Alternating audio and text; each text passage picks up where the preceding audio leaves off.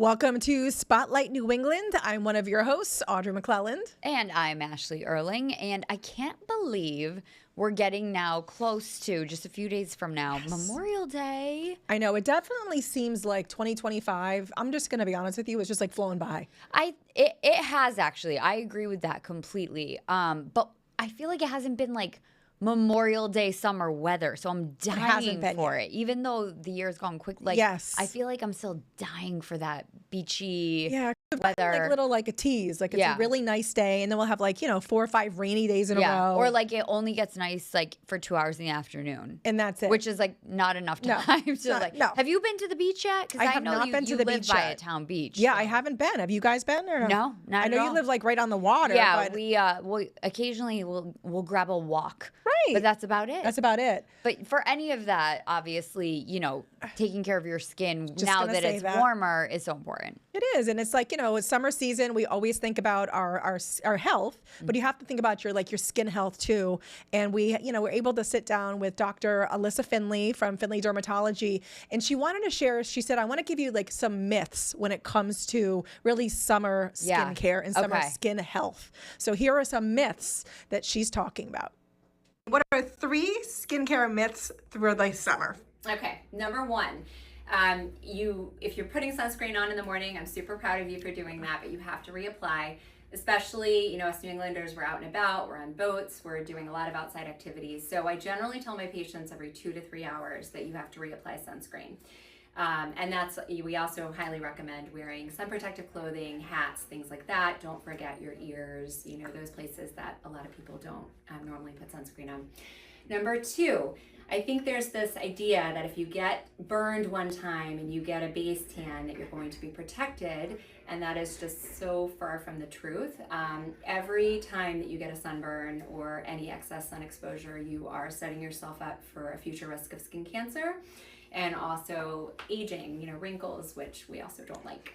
And number 3 is that I find that my patients are younger and younger. I think that, we know children have this ability to not really worry too much and think about things because they think it won't happen to them. But young adults, I think, also sometimes have that. And I'm just seeing younger and younger people come in.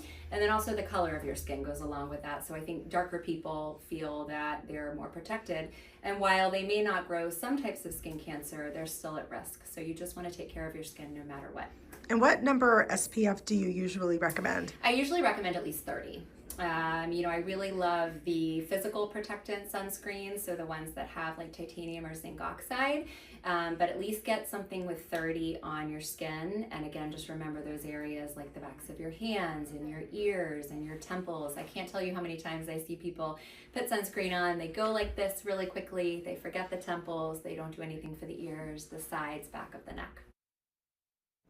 I have to say, the ears that she said, I mean, my kids, especially my sons, Benjamin and Henry, always burn quicker than the other 3. Yeah. And it's always that ears. So when she said that, I was like, oh, I have to continue to remember to do that. Forget my feet. Oh, that's a good one too. Yes. Yes. Always yes. No, but that's such like great reminder right now as we're about to, because like you do kind of during the winter, I hate to say it, but we know it's true. Like you get a little lax with it. Absolutely. Because totally. I mean, I'm sitting indoors. I know they say you have to put it on anyway. Yeah. But like I don't always think of it. And I do need to probably get a little bit better about like the everyday. The everyday. I mean, we're sitting somewhere with like 0 windows right now. So like I don't always, it's not always top of mind, no, but it is something not. that we need to think about. Yeah. Are you good at remembering? I mean, the older I'm getting, yes. I mean, I'm embarrassed to say, but I used to do like iodine and baby oil when I was in high school, or go back to like the early 90s. I do love being in the sun. Yes. I love being, I feel like I'm like, it's just like, it heals you, as the kids say. It's good. It's vitamin D. It could. What do they say? It could cure me. It could heal me. What do they say now on like TikTok? Who knows? I don't know. But it does heal and cure me. I love being in the sun. So we should actually have her do a whole like breakdown on sunscreen. We for us, should, because it's very overwhelming. The sunscreen She did say that. world. She did say that. There's a lot of different types. So maybe we'll go to her for a follow up for that. Yeah, absolutely. And we love her. So glad she gave us some information and some good tips. Yeah. And stay tuned, because we have an amazing author with us who we're so excited to share with you. Believe it or not, she has over 40 books. Incredible. We're going to chat with someone very soon about some great beach reads too. Oh, yeah. I'm very excited about this next guest because I have known this woman for, my goodness, over, I think we're saying 15 years now.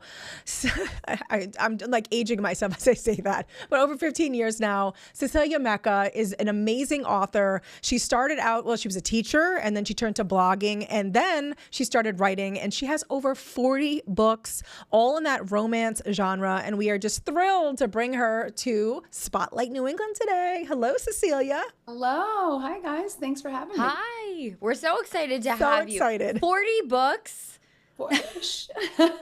Maybe a few more. That's incredible. I said, I think she's even being like modest because it was funny, Cecelia. I was just talking to Ashley on the break, and I said, you know what? You are one of those people that can like write multiple books at one time, and you obviously it's your full-time job, and you have certain word counts, and we'll get into all of that. But first, because I know this, but I want you to share with our viewers, what made you just say, you know what, I want to write a book, and I want to go for it, and I just want to get whatever is in my head, I want to get it out into the world. Yeah. So, I mean, I think I was an English teacher, and I think every English teacher is maybe a secret future author or want to be a future author. I really do. And so back in college, honestly, when I was in an education program for English, I was also a romance reader. And so I always thought, boy, that would be so cool to actually write one myself. And, you have story ideas. So I actually have research this is talk about dating myself because I was doing actual research in the library. I mean, we had computers, but we didn't really use them. And I do have that research from the original book that I started back when I was in college at the University of Scranton. So that was, 20 plus years ago. And it just took that long. It took me, I don't even know how many years, but over 20 years to say, okay, I need to move from writing a book to actually, making it happen. So, but it had been a long time in the coming. But tell me this, because I remember you would always just be writing on your laptop. And I remember being with you. I actually remember this like it was yesterday. I was with you in an airport. We were waiting to fly home to our respective cities. And I remember me asking, like, Cecelia, what are you doing? And you're like, I'm writing a book. I'd love to have it out there, the story. And I remember thinking like how cool that was, that you actually were like putting your thoughts to like, actually, I'm going to say paper, but obviously to the computer. And then all of a sudden seeing it happen. What was that process like, going from like the conceived idea, typing away, to actually having that book in your hands? I remember when I first got that book in my hands, I did start to cry. Like I literally broke down because it was so many years in the making. It came to me via mail, and I opened up a box, and there was, I had been writing at the time medieval romance, something a genre I'd always loved. And there it was with my name on it. And I had thought in my head, how cool would it be to be a romance novelist, how many years? So I'm a hybrid author now, meaning I'm published by a publisher, but also partly an indie author. And at the time, it was really kind of learning about all of the different ways you could be an author. So, at one time it was really traditional publishing was the only way, but then self-publishing came along. Now we kind of call that indie authoring. And so I just jumped into the world. I went to a conference, a romance writers conference in San Diego, actually, before my manuscript was even finished, knowing I just wanted to get into the world. I joined a bunch of forums, went to the conference, and just started talking to other authors and asking questions like, what are my options? How do I do this? I did start pitching agents and tried to go the traditional route, and was planning on doing that until I met another woman at this conference who said, medieval romance isn't really huge these days on the bookshelves, but it's kind of got this subculture and online on Amazon that, did you ever think about indie authoring? And I didn't really know much. So then I learned about that, and it seemed like the right fit for my genre. So I fully jumped into that, which meant not just writing the book, but also being the marketer and publisher too. And I was an indie author for over 5 years, and now kind of do a little bit of both. So that's amazing that you can. I can't imagine. Well, actually, I can imagine trying to write a book. I'm not sure. I want to talk more about that after. But writing a book in and of itself is such a huge undertaking. But then on top of it, you had to self-educate about how to actually publish it, how to actually get it out there.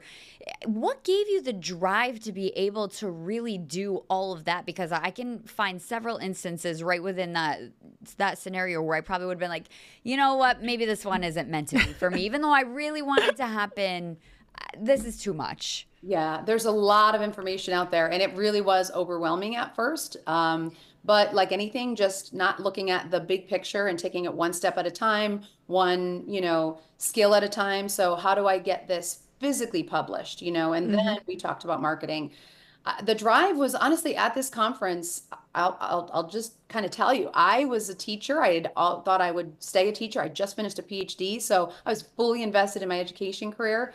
But when this other author told me how much she made as an indie author in the genre I was writing, in medieval romance, I mean, my jaw, I could remember being at a Mexican restaurant about to eat a taco, and I think I had to drop it. I was like, wait, what? Doing this yourself, I was 5 times more, what I made as an educator. Yeah. I didn't know that. This was just a dream for me, a hobby, let's get a book published. This wasn't supposed to be a career. And yet she was doing it. And she said, well, it can be. It's just, it's a lot of hustle, and it's just something that appealed to me. And the, idea of having a full-time career appealed to me. So knowing that could be potentially an outcome, it was like full steam ahead. And that was really the drive, because not that I didn't love teaching, but I had been doing it, at that point, almost 20 years. And, I love this as a career change too. I mean, you really are. I mean, and Ashley, I'm telling you, she is one of the hardest working women I know. She is such a hustler. 40 books, you have to be. Yeah, I mean, she's creative and she's smart, and she really does have to wear all the different hats. Yeah.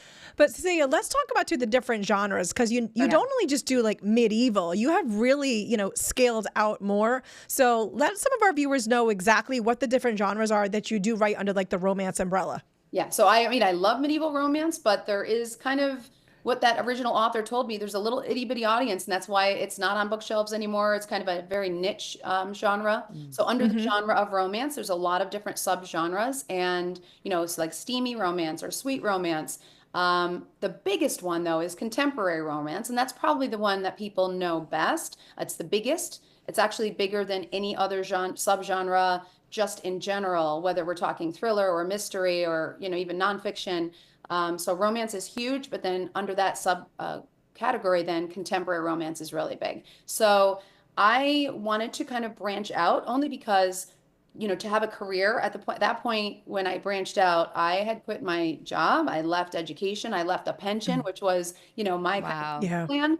And so I'm also looking at, what's marketable. And so jumping into contemporary romance seemed like a good long-term plan to kind of have my have to wear different hats.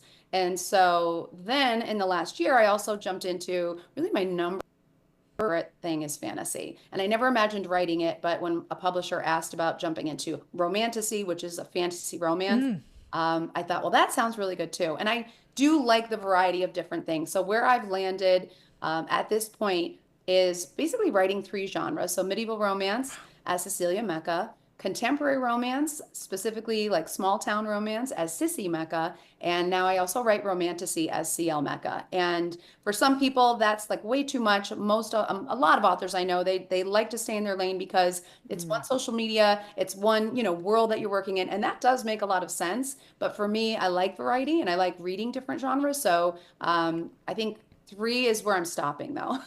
3 genres. That's it. I know. I mean, how to keep track of all of it. But Audrey said you're amazing at doing that you can, write multiple books at a time. I mean, tell us more about your writing process. I'm so interested. Like you said, every English teacher secretly wants to be a writer. As somebody who just loves writing, I'm always like, would I write a novel someday? Like, I kind of am like, I feel like maybe I could. But what does that process look like? I mean, it's probably different for everyone, but what does it look like for you? It really is different for everyone. I'm on a text thread of some authors, and just this morning we were talking about plot structure, and someone introduced a plot structure way of writing that is kind of more geared towards screenwriting. And so he was sending some information, and one of the authors on this thread, who's a wildly successful contemporary romance author, she's like, I don't use any structure at all. And it's amazing how different, each writer comes about it. But we all start with an idea. And then we all write down that idea and then expand from there. Some, they're called plotters. Some will really plot out the idea and say, okay, this is what I want to happen in the beginning, middle, and end, and really know, what's going to happen throughout the book. And then there are what's called pantsters that say, you know what, I just want to get to know my characters, and I'm going to put them on the page and just start writing the book and not really have a plot. And both can be very successful. So it's interesting that everyone has a different process. For me, I'm somewhere in the middle. I start with an idea. Like, for instance, the contemporary series I'm writing right now is called The Bachelor Pact. So the idea that's a good name. Yeah, thanks. The idea was 4 guys who make a pact to stay bachelor. So they're in college and they're at a party, and they say, for different reasons, they don't think marriage works. Like, they came from families it didn't. And they make a pact to stay bachelors. They said, we know that we're going to be tempted at some point in our lives. And so the Bachelor Pact is a series of 4 books with each guy, Oh, no, it's a romance. smart. They don't stay bachelors. They each fall in their own different ways. But that idea of the Bachelor Pact was just something I write down, okay, 4 guys in college make a pact. Why did they make the pact? Each one has their own reason. And how do they break the pact? And so, it kind of just started from there. So then I will kind of plot the series. And then once I have a series idea, then take one book at a time and go from there. Wow. Now, you both have written multiple novels, Audrey as well, in case anybody doesn't know that, which I'm so impressed by you, Audrey, for It was doing all Cecelia. And I was love my that guide. you were telling me that Cecelia helped get you going in that. So 2 questions. One, do you guys have endless ideas of, novels you want to write? And then the follow-up would be maybe advice for people who are thinking about starting to write themselves. You probably have a ton of ideas, right? All the time. I do, and I'm sure you do too, Audrey. I was wondering what you were going to say to that, because for me, the simple answer is just yes. I have more ideas than I could ever possibly write down. What about you? No, I'm definitely the same way. But but again, I only have 7, and you have 40 plus books, and you're constantly, really being able to really churn them out. I don't know how you do it, because you always make it fresh and fun, and you have to really know your characters. And how do you keep track of all your characters? I mean, do you just really feel like they're real people in your head? Yeah, I mean, honestly, when I talk to my husband, especially, or my friends about my characters, I'm writing a story. I'm writing book 3 in the Bachelor Pact, and their names are Beck and May. And so when I talk about Beck, like, we'll go to a bar, he's a bartender, and I'll ask bartenders questions because I was never a bartender. And I'm like, well, Beck does this, and Beck, I was with, some of my friends at a bar, and they get to know Beck as if he's a person. It's a little strange, actually. But as far as ideas go, they're out there. I mean, this is why I have to go on so many girls' trips. This is where I get my ideas. She does go on. Go to I Wine love Beach, it. go to I know. Napa. I was looking you up, and you said you love drinking wine and going on girls' trips. I was like, I can't wait to meet her. I have to. It's my research. That's where I get ideas. But honestly, like, we were in Napa on a girls' trip, and they gave us a tour of a winery. And as I got to know the process of making wine, I was like, of course, I have to write a series where they turned out to be siblings, but it was originally friends, but they own a winery. And so I have lots of girls' trips, lots of wine. And next thing you know, I'm writing books. So smart. I love it. Before we let you go, too, you have to tell us about your new book that actually launched on Mother's Day. What is that one all about? Sure. So that one is the book 2 in a romantasy. So the series is called Heirs of Eldor, and that one is actually published by Boldwood as my UK publisher. And they approached me with the idea of romantasy. I said, yeah, I'm in. I love fantasy. So it's a world of immortals that, in book 1, Whispers of War and Storms, a modern day woman, falls through a portal into this world. And in book 2, we travel down to a kingdom called Thalsaria, and they wield water. And there's a woman named Nereus who is a water wielder, and she's more powerful than the queen, which is very dangerous, because in this world, in each of the kingdoms and clans, the most powerful person is in charge. And so it kind of becomes known she's more powerful than the queen.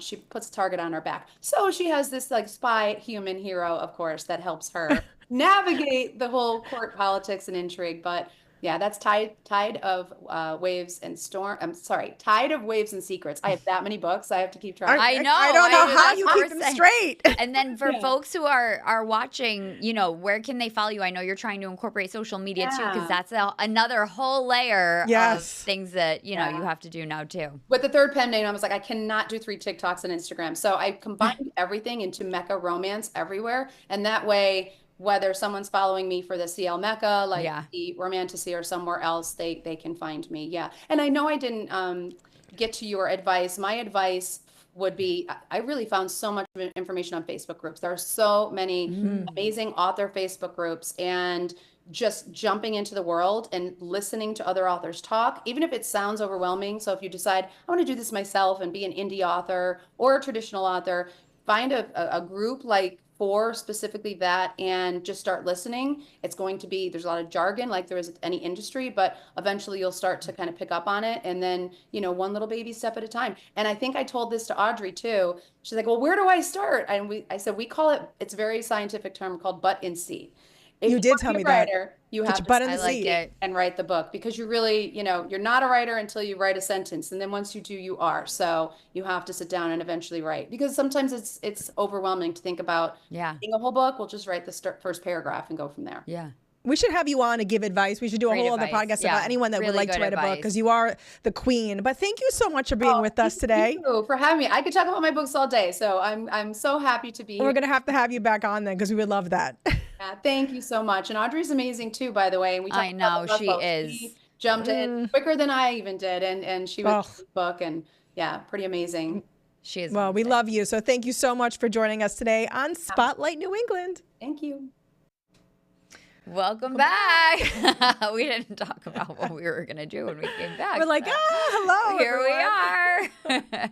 Well, we were talking about how it's graduation season. It is graduation season. I go to you for pretty much anything, because you now have so many kids that go through it that it's like, wait, what's happening right now? What's going on? You do all the proms. Yeah. One after the other. Now you do all the graduations one after the other. And you've been doing this for, 20 whatever years. Yes. So you have some kind of like tips for people. I do. For graduation season, because we're in it. We are completely in it. And even if you forget to do these things early on, you can start at any time, first of all. Well, right. I bet you a lot of parents do think that too. Like, I already forgot didn't do K that. through 4th. It doesn't matter. You can always start. So essentially three quick tips. If you're looking for a graduating senior from high school or college, first of all, get a photo with the teacher each year. And I'm telling you, this is what I mean. If you haven't gotten an actual photo with the teacher since kindergarten, you always take a first day of school photo. Those are somewhere on your phone, somewhere, or on Facebook or Instagram. So in all honesty, put all those together when they're graduating. You have this beautiful, K through 12 done. Yeah. You could have a teacher write a note, which is super easy to do. You could just ask the teacher. And again, I had mom and dad who were a teacher.